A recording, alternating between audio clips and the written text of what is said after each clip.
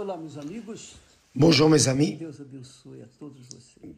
que Dieu vous bénisse Que tous neste momento, nesse exato et qu'en instante, ce moment, en cet instant, que le Saint-Esprit vienne o seu ser, remplir votre être, votre vie de paix, o seu coração, votre cœur de paix, para que então você pour possa qu'alors ter paz vous do puissiez lado de fora. avoir la Ele paix vem te dar sabedoria à l'extérieur. Il vient vous donner la sagesse, discernement, para que você, do lado de fora, no seu exterior, pour que dans votre extérieur, du côté extérieur, vous puissiez avoir la sagesse, le discernement, conduzir a sua vida pour conduire votre vie aos pastos verdejantes. jusqu'au vert pâturage. Nosso Senhor Jesus Cristo, C'est le bon berger, notre Seigneur Jésus-Christ, qui à travers son esprit très saint guide son peuple jusqu'au vert pâturage. Eu queria, Très bien. falando ainda J'aimerais, sobre isso, parlant encore à ce sujet, nós temos tratado muito sobre a fé. nous Nesses últimos traitons beaucoup de la foi ces derniers jours. Nous avons beaucoup parlé de la foi rationnelle, la foi émotive qui vient du cœur et la foi rationnelle.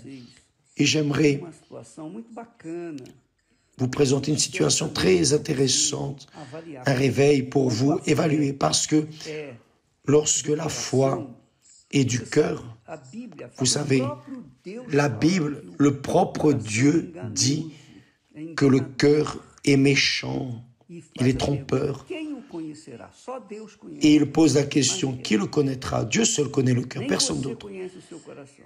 Só Deus. Ni vous connaissez votre cœur, Dieu seul. Não confie no Donc, seu coração. ne confiez pas dans votre cœur. Ne confiez pas. Coração, Parce ele que le faz as cœur pessoas sentirem fé, fait les personnes sentir la foi, sentir sentirem la isso, paix, sentirem aquilo, sentir ceci, alegria, sentir cela, tristeza, etc. joie, tristesse, etc., etc. Le cœur O maior inimigo do homem est le plus grand ennemi de l'homme não está na mão de Deus. lorsqu'il Quando n'est ele pas dans la não main de está no Dieu, altar. lorsqu'il Quando n'est ele pas sur não l'autel, é novo coração. lorsqu'il n'est pas un nouveau Novo cœur. coração. Un nouveau cœur. Então, quando a pessoa Donc, apoia lorsque la sua personne fé appuie sa no foi coração, sur le cœur, é claro que ela vai se dar il mal. est clair Por que exemplo, cela ira mal. Par exemple, combien de personnes disent ainsi, évêque, j'ai déjà été baptisé du Saint-Esprit et je parle en langue, je prêche, je guéris les personnes, je délivre. N'oubliez pas que Judas Iscariotes também que era Judas discípulo, Iscariote curava était aussi l'un des disciples et guérissait les malades. Il faisait des miracles. deixou de ser o Judas, o traidor. Ce n'était pas pour ça qu'il a cessé d'être un Não Judas. confie no seu coração. C'est-à-dire, ne confiez pas dans votre cœur, ne confiez pas que parce que vous parlez en langue, vous êtes baptisé du Saint-Esprit. Parce que le diable imite les langues étranges. Saviez-vous cela? Le diable imite les langues étranges. Le diable imite les prophéties. Le diable imite de guérir les malades. Il imite de délivrer les personnes Demônios, porque ele coloca os demônios, ele tira, des démons parce qu'il met les démons et il les enlève et il en met des autres pires que les précédents. Donc le diable sait travailler avec les croyants, ceux qui ou tem apoiado. appuient ou ont appuyé la foi sur l'émotion, le O sentiment. diabo só não pode Le diable ne peut pas dar fruto. donner des fruits. Ele só não pode imitar os frutos do Espírito Santo. Tout ce qu'il ne peut pas faire, c'est imiter les fruits du Saint-Esprit. Les fruits, il ne les imite pas. Il n'est pas capable de pardonner, n'est-ce pas? Ele Le não é diable ne capaz de pardonne amar. pas. O diabo Il n'est pas capable d'aimer. Le diable n'aime pas. capaz Il n'est pas capable bem, de vouloir le bien porque ele só quer o de mal, son ele semblable tá roubando. parce qu'il ne veut que le mal. Il est venu dérober, égorger, détruire. Donc, qui appuie la foi dans le sentiment du cœur? Quem recebe a palavra de Deus, Quiconque reçoit la parole de Dieu, mais envolve o seu coração, enveloppe son cœur sentimentos, nas suas emoções, dans ses sentiments, dans ses émotions, que é da ce fé, qui est de la foi. consequentemente essa pessoa Par conséquent, cette é personne movida pela fé emotiva. est trompée par la foi émotive. Et c'est ce qui arrive dans les religions, dans les églises. Saem da igreja por Combien de personnes sortent de l'église heureuses de la vie, mais au moment où elles doivent affronter un problème, une difficulté dehors, elles fondent, le feu s'éteint, la foi s'éteint, et entre les doutes, et là, la personne tombe dans le désespoir, mais je suis allé à l'église, je suis de l'église, je suis ouvrier, je suis ceci, cela, je suis pasteur, je suis évêque, j'aide les personnes, je guéris les personnes. Tout cela, c'est la voix du cœur. Tout cela est la voix du cœur. Le cœur fait la personne penser ainsi. Ah, j'ai fait ceci, j'ai fait cela, et autre chose encore. Ne pensez jamais que quiconque fait l'œuvre de Dieu est le propre Dieu dans la personne du Saint-Esprit, qui utilise ses instruments selon sa volonté. Maintenant, nous allons parler de la foi rationnelle, la foi intelligente, la foi qui est appuyée sur la parole de Dieu et obéit. Vous voyez que quand la personne a une foi intelligente, elle raisonne, elle obéit à la parole de Dieu. Quand la personne a une foi émotive, elle résiste à obéir à Dieu parce que le cœur est rebelle. Il n'aime pas obéir. Le cœur ne veut que recevoir. Le cœur ne veut que recevoir des bénédictions, recevoir de la joie, de l'allégresse. Le cœur n'est jamais disposé à sacrifier sa volonté pour la volonté de Dieu. Jamais. Mais quand la personne a une foi intelligente, même sachant qu'elle va être persécutée, qu'elle va être haïe, souffrir d'injustice à cause du Seigneur Jésus, elle reste ferme. Elle reste ferme, forte. Pourquoi? Parce qu'elle sait en qui elle a cru. Elle sait, elle ne sent pas. C'est ce que Paul a dit. Je sais en qui j'ai cru. Il ne dit pas « je sens en qui j'ai cru ». Non, il a dit « je sais ». Nous savons dans la tête, dans la raison, dans l'intelligence. Et nous essayons de mener cette foi intelligente en personne.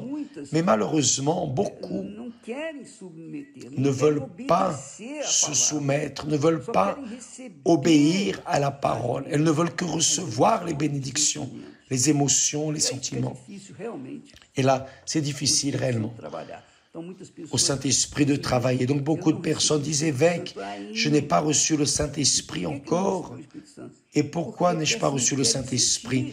Parce que la personne veut sentir.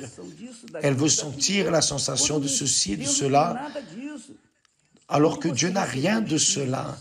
Quand vous recevez le Saint-Esprit, là oui, vous allez sentir la joie de l'Esprit, mais d'abord, le Saint-Esprit doit venir sur vous. Lorsque vous recevrez le Saint-Esprit, vous allez recevoir l'Esprit de la paix, vous aurez la paix en vous, indépendamment des circonstances, indépendamment des guerres que vous menez du côté extérieur. C'est cela. Nous affrontons des guerres du côté extérieur, mais en nous, il y a la paix, une paix parfaite. Nous nous couchons et immédiatement nous nous endormons parce que notre Seigneur nous donne la paix. Donc, sachez, mes amis, sachez vous connaître vous-même. Sachez connaître votre propre foi. Examinez votre foi pour que vous ne soyez pas trompés par la voix du cœur. Votre pensée doit être attentive pour savoir si cette voix que vous avez entendue est du cœur ou est de la parole de Dieu. Quand elle est du cœur, le cœur veut, désire, soupire, désire, toujours recevoir.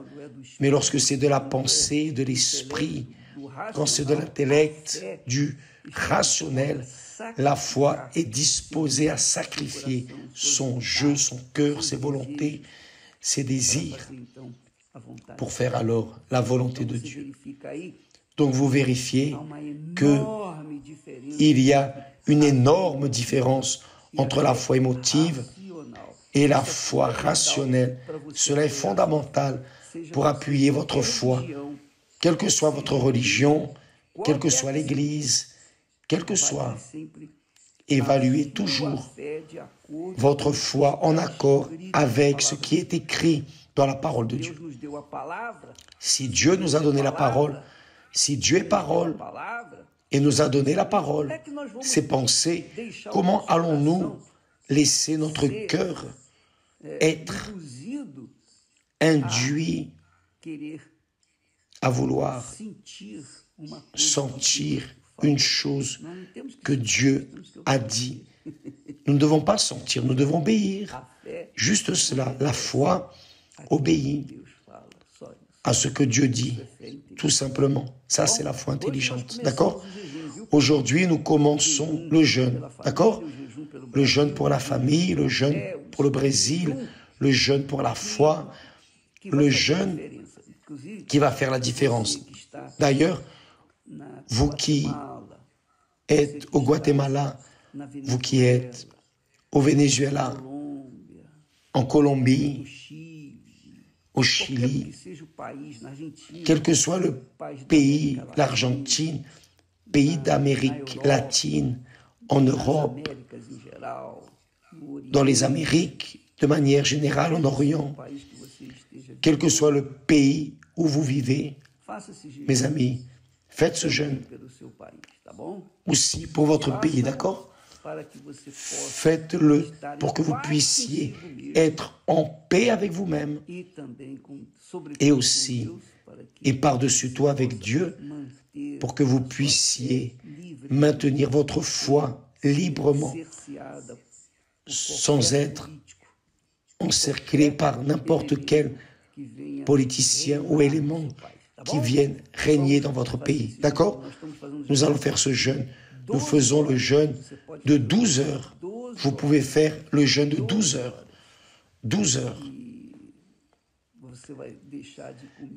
Et vous allez cesser de manger des choses durant 12 heures. Vous pouvez inclure la nuit également. Être en jeûne la nuit. Ça vaut, oui, ça vaut. Mais évêque, ça vaut la nuit aussi. Le jeûne, ce sont 12 heures. 12 heures où vous restez en jeûne. Juste par le fait de rester en jeûne, c'est déjà une prière puissante, d'accord? Restez avec Dieu, que Dieu vous bénisse. Et à demain, au nom du Seigneur Jésus. Amen.